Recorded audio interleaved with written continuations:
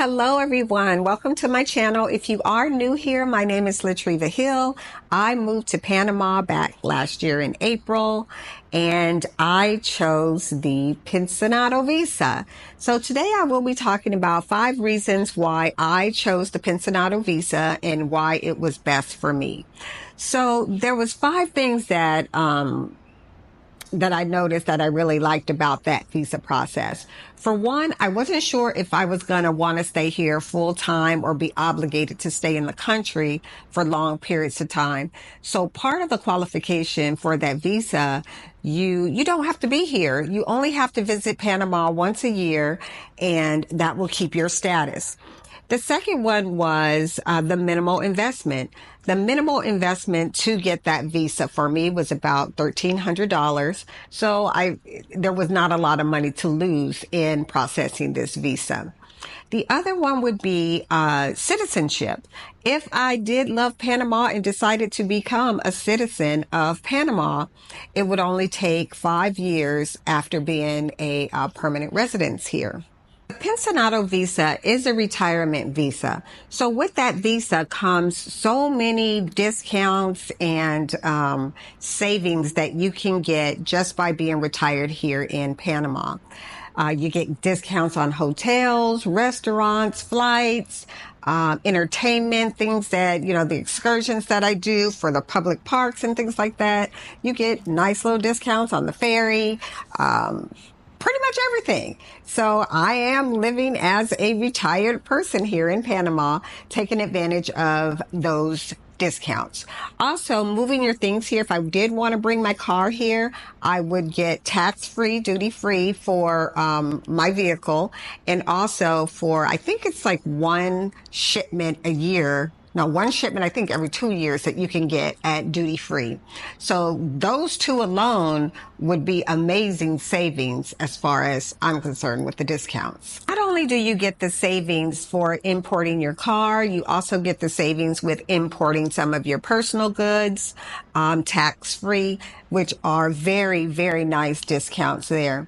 Also, you get discounts on health care, all your prescriptions. There's really nothing that you need to do but just show your card and you'll get all the discounts that comes along with that pensionado visa. With that pensionado visa, there are 4 things that I can't do. So the first one would be I cannot vote in any Panamanian election. My citizenship is not automatic. Just because I have a residency does not mean that I am a citizen of Panama. I cannot use that visa to conduct any activity of commercial or residential businesses here in Panama. I also cannot be gone from Panama for more than 2 years at a time. So I guess consecutively 2 years, it kind of messes with your visa residency here in Panama.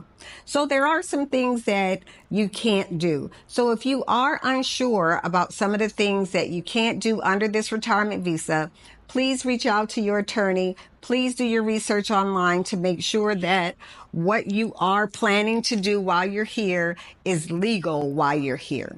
Some of the things that having that visa, it did allow me to get an apartment, get my driver's license, bank account, all of those things I have now. But there are stipulations on things that you just cannot do as a retiree. So please check out all of the different visas that they do have available here and then decide on the one that best fits your needs. There was 3 things that I needed to do in preparation for this application.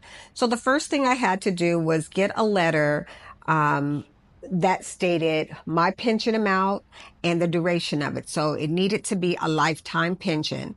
The second thing I needed to do was go and have my FBI background check done. So after doing that, I had to take it down to the Panamanian embassy there in California to be verified, certified. And then after that, I just needed my passport. So the passport needs to be a valid passport at least up to 6 months because that's around the time it's going to take you to finish the entire process. My process was about 4 months, but I think they want your passport to be valid for the entire process. So after I completed all those things in California, I made it to Panama. My attorney already had everything. So we had our appointment down at the embassy. During that visit, the only thing that I did was sit there, answered a couple questions, and took my picture for my temporary permanent residency. So at that time, I left with my temporary visa. And all I had to do was just wait after that. So the process had begun. My process took about 3 months in total for me to get my cedula back. So once I got my temporary card, the ball started rolling with all the other things that I needed to do.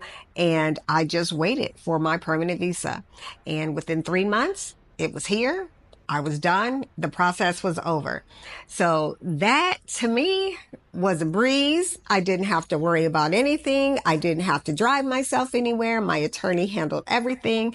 It was really, really a smooth process for me to become a resident of Panama. So the process for me was very, very easy. Everything went smoothly, but everybody's experience could be different depending on the attorney that you choose to use, depending on what's on your background when that comes back, or if you have an embassy in your state or not.